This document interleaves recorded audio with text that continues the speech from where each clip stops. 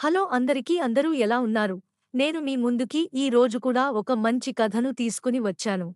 చంద్రగిరి పొలిమేర దాటిన తర్వాత ఒక పెద్ద అడవి ఉండేది. అందులో చాలా రకాల జంతువులు నివసించేవి. ఒకరోజు ఒక జింక దాని బిడ్డను తీసుకుని ఆహార సేకరణకు వెళ్ళింది.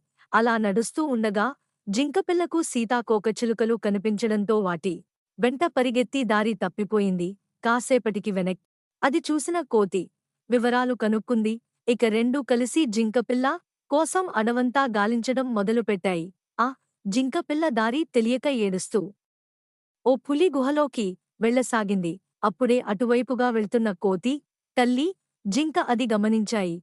కాని ఎదురుగా పులి వస్తుండటంతో ఏమీ మాట్లాడకుండా ఉండిపోతాయి.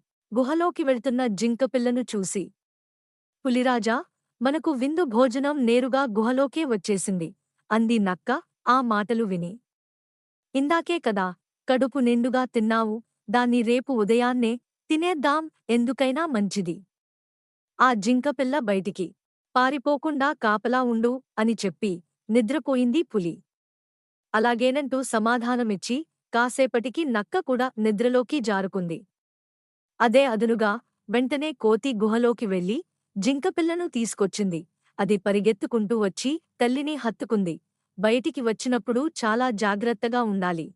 అమ్మ లేకపోతే ఇంకెవరైనా పెద్దవాళ్ల వెంటే ఉండాలి. పొరపాటున ఇలా దారి తప్పిపోతే చాలా ప్రమాదం జరుగుతుంది. మేము సమయానికి వచ్చాం కాబట్టి సరిపోయింది. ఇంకెప్పుడూ ఇలా చేయొద్దు సరేనా అంది కోతి. అలాగేనంటూ జవాబిచ్చింది జింక.